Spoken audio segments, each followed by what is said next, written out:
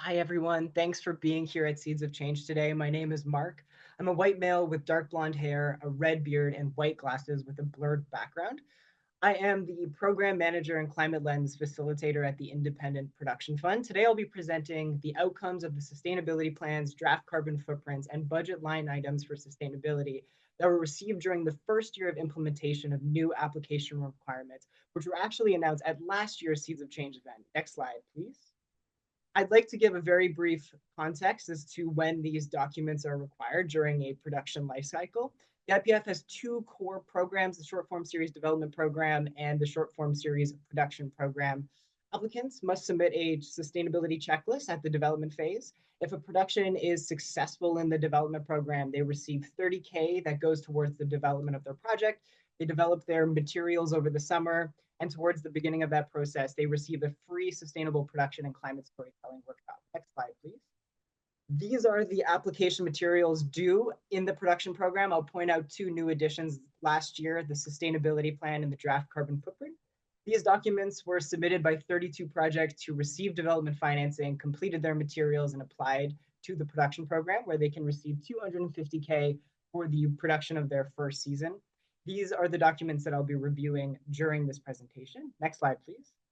Let's start with draft carbon footprints. These are created using both your production budget and schedule. You enter the information you currently have to predict what the total amount of emissions are for your project. Next slide, please. We didn't require producers to use a specific calculator, and so you can see the variety of different calculators used, with equal amounts using Albert and Pear to create their drafts. The IPF requires this so producers have practice using the calculator, have an idea of how many emissions their project is expected to emit, and to have something to compare with their final version. Next slide, please. While I don't have a ton of time to get into the detail, this is to show that the drafts that we received are more or less in alignment with the national average, with the predicted French emissions being higher due to no animated projects on their slate, and they were budgeting less overall for sustainability. Next slide, please. All right, let's move into how projects budgeted for sustainability. Next slide, please. On average, the series that applied budgeted about 4,000, and as mentioned, significantly higher on the English side.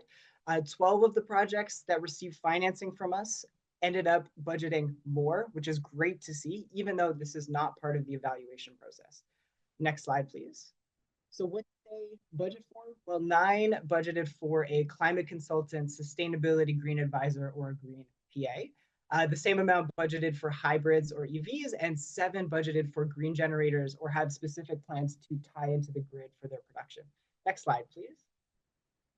Let's move from budgeting to planning. Next slide, please. Similar to budget templates and calculator preferences for this year, we didn't require producers to use a specific template. Next slide.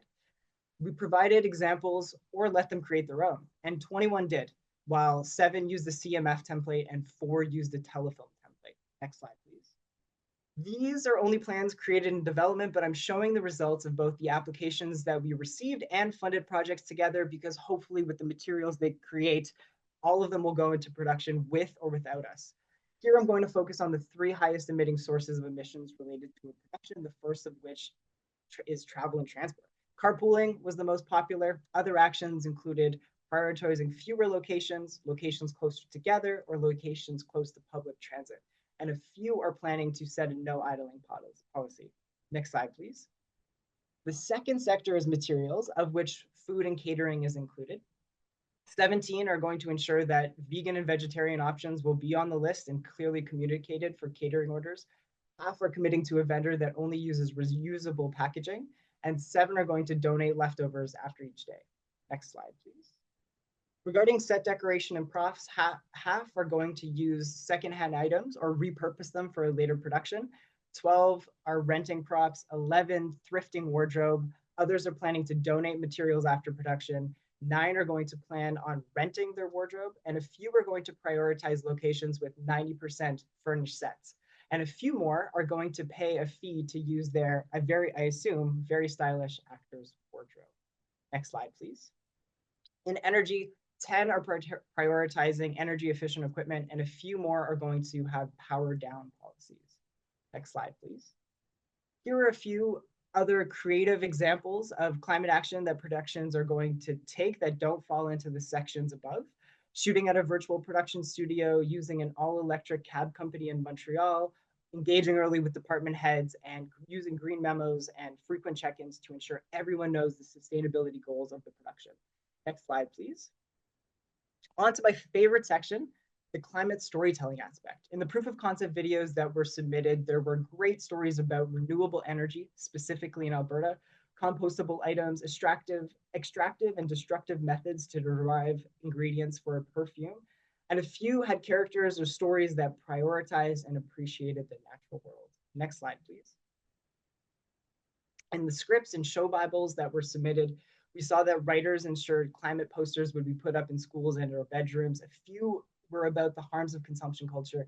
A few more were planning to do a climate pass on scripts for the rest of the season that weren't written yet. As writers and creatives, you have so much power in how you tell stories, what you tell stories about, and it can have a massive impact on people that connect with your work. Next slide, please. These are some stats about what we've been able to accomplish so far. The majority of producers that we fund are new and emerging. We hope they will go on to be creative or producing leads on bigger budget projects in the future.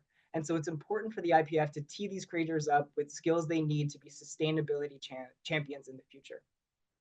And because of our new requirements, we're seeing an increase of climate stories and behaviors, creative carbon and cost-saving actions. And while these numbers may seem low to you that I just shared, it's important to note that we went from 0 to 1 when these were only optional documents to the numbers you saw today.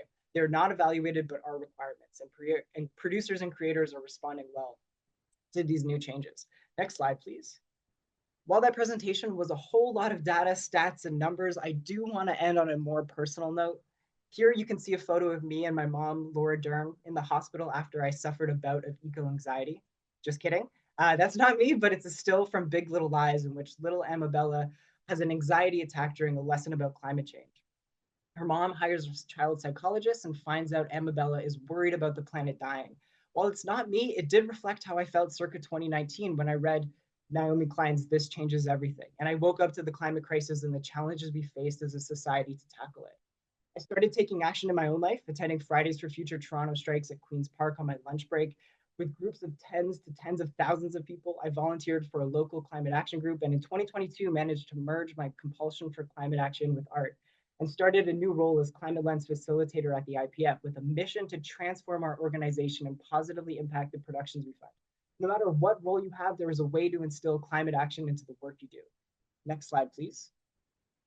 In 2025, while I have many days that I still feel like Amabella in that hospital room, there are more where I feel like Sam from AFC Richmond and Ted Lasso. Thanks to Lucy, who also had a Ted Lasso slide. Sam is pictured in the front row, second from the right.